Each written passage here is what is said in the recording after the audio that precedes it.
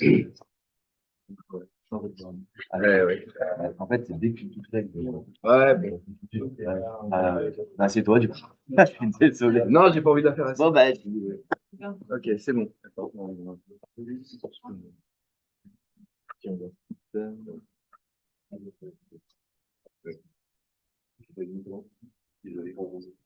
Si, c'est bon, c'est celui-là. Il est vert. Bon. C'est bon? Ouais, ça sera mieux. Bon, donc changement de programme.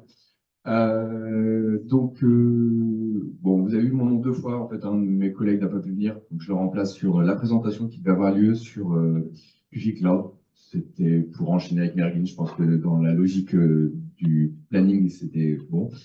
Et là, je vais vous parler des actions QGIS, principalement, avec une excuse. Je vais vous parler un peu de vélo. Avant de commencer, moi je suis René Gdon, je suis gérant de la société 3LIS, fondée en 2007. Donc on fait du SIG depuis open source depuis plus. Moi j'ai commencé pendant mes études avec QGIS en 2003. 2003, je commençais déjà à jouer avec. Et donc là, je vais vous parler des actions QGIS, surtout ce qu'on a fait pour le département des Pyrénées-Orientales, ça date un peu. D'abord, qui a déjà utilisé, codé des actions? On va dire utilisé dans un projet. Je pense qu'on est en dessous de 50%, à peu près. Bon, donc ça va bien. Ça va pas forcément être très funky. Je vous le dis, hein, les actions, c'est pratique. Et bien sûr, ça marche plus. Et on va le faire comme ça. Donc, les actions QGIS, bon, je vous ai remis le lien de la documentation, puisque les présentations seront en ligne. Ça vous pourrez aller vérifier ce que je raconte, si c'est traduit ou pas. Vous pourrez aider à faire la traduction. Donc, les actions, par défaut, vous avez un bouton dans les propriétés de vos couches vectorielles. Donc, un menu action avec un bouton pour créer les actions par défaut. Vous les présentez comme ça, les actions. Et l'intérêt, c'est que ça vous permet de simplifier certaines tâches, d'ajouter des boutons dans l'interface de QGIS avec un minimum de code, voire vous demandez à un prestataire de faire le code, c'est plus rapide. Ça permet de lancer un logiciel à partir de l'information d'un objet, ça vous permettra d'ouvrir une page web, donc par exemple pour créer, je sais pas, pour ouvrir un CRM, pour faire une facture, peut être utile. Tu veux me facturer, c'est ça que tu me regardes dans les yeux? Et après déposer ses Chorus, c'est toujours pratique. On peut faire un peu dire Chorus Pro, s'il vous plaît, encore? Ou faire un code un peu plus compliqué avec du Python pour faire une opération directement dans QGIS avec une relation avec d'autres objets. D'ailleurs, ça s'appuie sur des expressions, ça va être pratique. Et donc, on a différentes façons de programmer, configurer tout ça. Donc, vous avez des champs par défaut, un titre, un nom pour une description, vous pouvez mettre une icône, vous pouvez choisir un contexte. Et vous avez la partie de code en bas. En fonction du type, vous n'aurez pas le même code à écrire. Et vous reconnaissez, j'imagine, le crochet pourcentage variable, donc en gros une expression. Donc si vous êtes pour la partie générique, Unix, Windows, macOS, c'est des lignes de commande pour lancer un logiciel, pour lancer quelque chose. Donc, bah, ça ressemble à ça, vous savoir écrire des lignes de commande, d'accord.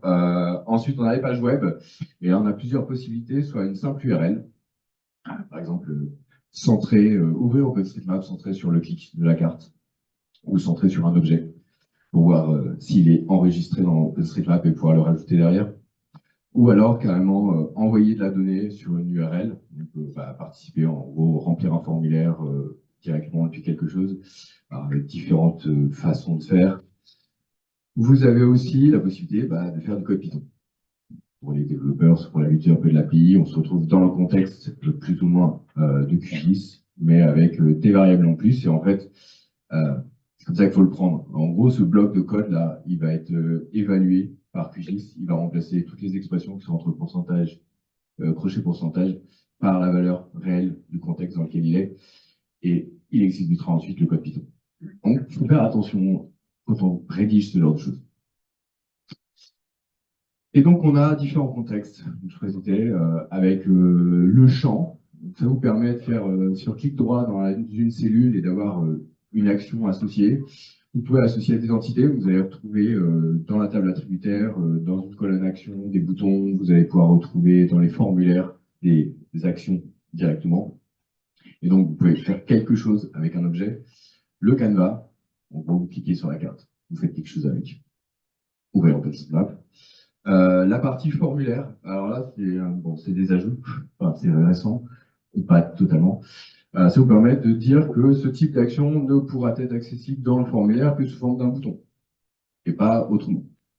Et la partie couche, pour pouvoir exécuter quelque chose à partir d'une couche, par exemple, vous avez fait une sélection et vous voulez faire une extraction automatiquement, au lieu d'aller chercher dans le menu traitement le bon outil, de faire tout le remplissage, vous avez une action qui vous fait en un clic, avec un seul bouton. Je vous ai remis des exemples. Donc, par exemple, ici. Alors, là, il faut imaginer qu'on lance OGR to OGR pour générer un GeoPackage avec des paramètres qui sont chemin de sortie et chemin d'entrée. Ce seraient des choses stockées dans une table. Bêtement, je ne sais pas qui se serait amusé à utiliser un fichier CSV, Excel, avec une liste de fichiers à transformer en GeoPackage. Il ouvre dans le QGIS et il appuie sur le bouton pour récupérer le bon fichier. Pareil, là, au niveau de la couche, on voit qu'on retrouve des variables layer ID, on va récupérer des select ID, donc les objets sélectionnés, on va faire un export, une transformation, un tableau, un affichage. On va retrouver, comme je disais, mais sans exemple, là avec une impression écran, donc un menu action. Donc quand on a des actions sur la couche, on va retrouver ce bouton des actions qui est visible avec une liste d'actions. On n'en a que 4 sur toutes celles qu'on a vues au début. Pareil, quand on fait avec le bouton information, on clique droit, ça, on a accès pour chaque couche à l'objet sur lequel on est et aux actions qui sont associées à l'entité. On n'en a que 3. Et après, dans le formulaire, donc via glisser-déposer, on va pouvoir venir glisser les actions dans ce formulaire. Sachant que le formulaire, on l'a pour l'édition, mais aussi on peut le retrouver par configuration avec le bouton information quand on a cliqué sur un seul objet et ouvrir automatiquement le formulaire. On trouverait ça automatiquement. Plutôt que la boîte pas très jolie comme d'habitude. Et donc, je parle des actions pour le principe, je m'y suis intéressé dans le cadre d'un projet sur les véloroutes et voies vertes. Je vous ai mis le lien vers le géostandard des véloroutes et voies vertes sur le site de véloterritoire.org.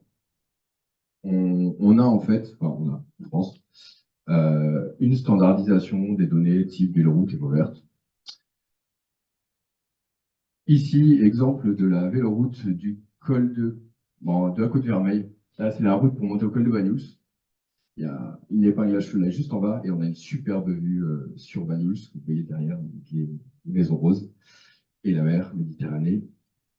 Donc une véloroute, c'est un itinéraire cyclable qui se veut continu, balisé pour une circulation adaptée au vélo.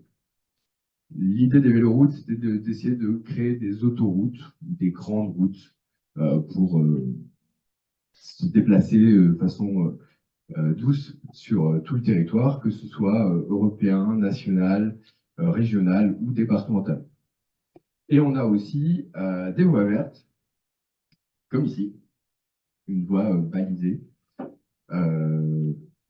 aménagée en site propre, exclusivement réservée aux véhicules non motorisés. Donc en fait, à part des piétons, des trottinettes et des vélos, on ne devrait rien retrouver sur ce type de voie, ce qui est à peu près le cas, j'imagine, sur Grenoble, de ce que j'ai vu hier. Et donc, on a, grâce à ces aménagements réalisés souvent par les départements qui font le suivi de ce genre de choses, avec une superbe vue sur le Canigou ici et des cerisiers en fleurs. Donc, sur le territoire des Pyrénées-Orientales, on va retrouver différents niveaux de véloroute. Donc, l'Eurovélo, qui vous permet d'aller de Cadix à Athènes, quasiment de façon continue. En tout cas, c'est continu de Barcelone à Béziers en passant par les Pyrénées-Orientales. Vous avez une route nationale, la V81, qui permet de partir de Perpignan et d'aller jusqu'à Bayonne en vélo. C'est un peu long, ça va être très joli. Une boucle pour descendre jusqu'à Saint-Filiou-des-Guixols en partant du Boulou, sans prendre la voiture, en traversant les Pyrénées. Ça monte et ça descend. Et une petite route départementale, et plusieurs petites routes départementales pour relier les différentes communes du territoire. Et ce modèle, donc c'est un truc Covadis, il a la particularité de reposer sur les segments qui vont les géométries, qui vont former des portions, qui vont lui permettre d'avoir les itinéraires. Alors, d'un point de vue conceptuel, c'est très joli, très beau. Pour un géomaticien, c'est un peu casse-gueule, puisqu'en fait, on n'a que des géométries sur les segments. Donc, il faut prévoir ce qu'il faut pour que dans QGIS, on puisse manipuler les objets et faire ça de façon efficace. Donc, pour pouvoir exploiter ce genre de modèle et ce modèle-là, la première chose qu'on a fait, facile, logique, on fait des vues. On reconstruit les itinéraires, on construit les portions, on y retrouve toutes les informations. Comme c'est du QGIS, on va y rajouter des relations entre les différents objets, et on va pouvoir ajouter ces formulaires. Mais si vous avez déjà essayé de faire de l'édition d'objets, en objet, avec la possibilité de sélectionner sur la carte, il y a un moment que QGIS ne répond plus. Vous avez juste les formulaires et vous ne pouvez plus cliquer sur la carte. Vous n'avez pas le moyen en fait de facilement, vous pouvez éditer par enfant de premier niveau, mais si vous voulez descendre en dessous, ça devient compliqué. Et donc on avait à résoudre des problématiques. Comment est-ce qu'on crée une portion facilement à partir d'éléments? Moi, je fais une sélection des éléments, je crée une nouvelle portion. Pareil, je veux créer un nouvel itinéraire, je sélectionne mes portions et je fais un itinéraire. Je me suis trompé, comment est-ce que je découpe? Enfin, plutôt, je ne me suis pas trompé, il y a eu des travaux, on a changé le revêtement d'un segment, bon, on doit couper le segment en deux. Comment est-ce que je supprime, parce que je me suis trompé, une portion, un segment d'un itinéraire ou une portion, comment est-ce que je gère ça facilement? La solution, ça a été de faire des actions. Il n'y a pas plus simple. Pour couper un segment, l'utilisateur clique sur la carte, ça coupe en deux. Après, il peut modifier le formulaire. Comme je disais, on va sélectionner des segments. Non, on va sélectionner des segments, on va pouvoir créer une portion automatiquement. On va faire la même chose avec les segments, les portions. Donc, on va pouvoir supprimer des éléments d'une portion, ajouter des éléments, créer un itinéraire et faire la même chose pour les itinéraires et les portions. Merci pour votre attention. Et si vous avez des questions, je peux vous répondre.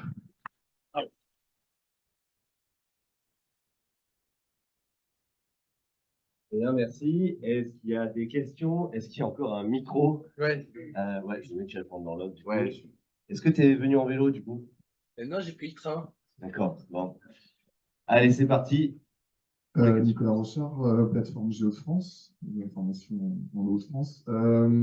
J'avais une petite question parce que je ne connais pas toutes les actions. Est-ce qu'on peut les lier à des modules processing, à un modeler? Je sais que j'aime bien les modeleurs. Je crois pas. Je suis pas sûr. Sinon, il faut que j'exporte en Python et qu'on le mette dans les. J'appréciais ce que j'avais fait à l'époque, parce que je crois que j'avais fait du code Python qui appelait des actions pour être tranquille, ou j'avais fait l'inverse, j'ai fait du beau code Python bien propre, embarqué dans le projet pour pouvoir finir dans ça. On a fait un. Oh, voilà. Hop, j'avais fait. Non, c'est. Tu m'entends? Ah oui. Bon.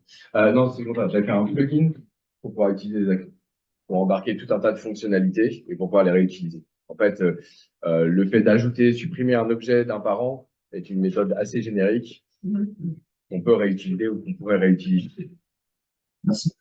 Regardez, ne mets pas trop les doigts sur le micro. Voilà, partie. Ouais, ouais. On va pas faire de blagues. J'en fais pas, attention. Bonjour, Anthony Brier, région opposée du Sud, du coup. Question un petit peu similaire. Est-ce que ça peut remplacer les triggers de PostGIS? Oui, tout à fait. Donc on peut lancer une action automatiquement dès qu'on a modifié Ah non, une non, table. non, non, c'est pas vrai. Non, ça remplacera les triggers dans le sens où il n'y a pas besoin de mettre forcément des triggers en base de données pour avoir l'action voulue. Enfin, on va plutôt le faire côté utilisateur, ce ne sera pas caché à l'utilisateur, il va le choisir. Non, après, les triggers ont d'autres fonctionnalités. Mais ça... Et après, je ne pense pas qu'on puisse lancer une action de façon automatique sur une action. C'est l'inverse.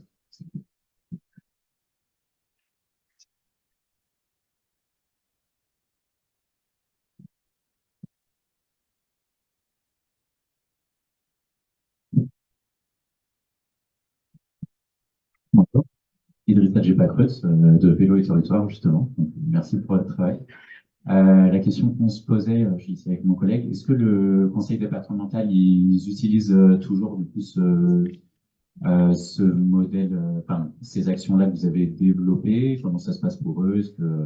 Enfin, voilà, est-ce qu'ils sont contents en fait de pouvoir gérer leurs données de cette manière? Ce sera en image. Donc ça, c'est la carte qu'ils ont réalisée. Si on compare ce jeu de données au jeu de données initial, bah, mon jeu est moins complet que celui qu'ils ont aujourd'hui. Et les images, les photos et cette carte, donc vous connaissez, je pense, la Flèche du Nord, un peu de mise en page, c'est du QGIS, c'est géré avec. Et c'était sur un rapport, j'ai récupéré les données sur un rapport d'utilisation en fait du réseau Véloroute et Voies Vertes du département, avec ici des stations de mesure et quelques résultats d'utilisation. Et question subsidiaire, vous n'avez pas de connaissance d'aide, par exemple,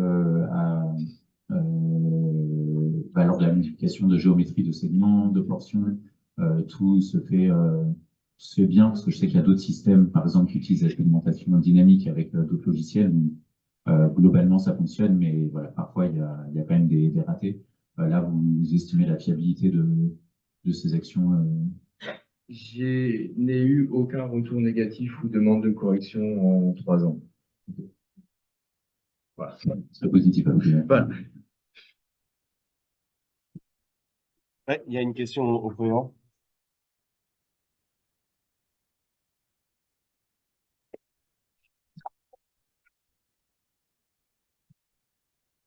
Oui, bonjour, Yann Legros, cartophile en Guadeloupe. Je voulais savoir si les actions peuvent être portées sur l'ISMAP. Quand il se penche comme ça, c'est qu'il réfléchit. On fait pas la même chose. Il y a le même principe, mais on fait pas la même chose. Et on a essayé d'intégrer un système d'action, mais cette fois, on exécute des requêtes SQL et pas du code Python. Voilà.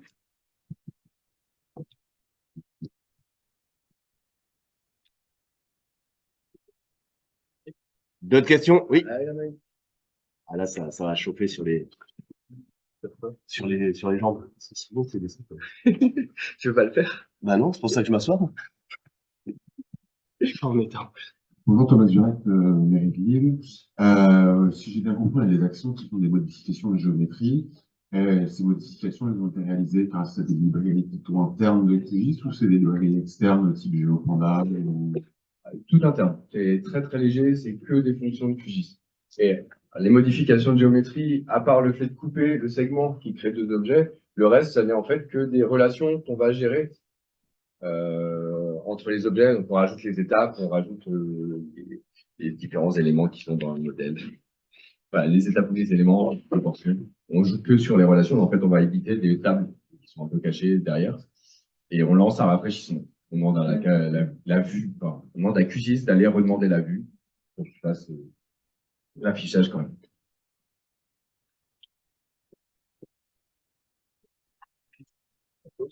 Bon, pause.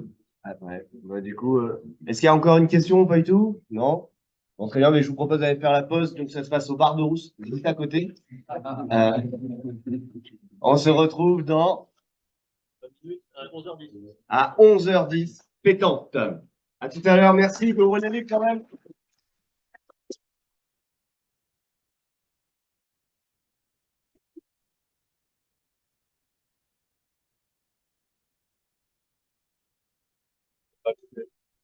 C'est vrai que j'avais à peu près les mêmes titres.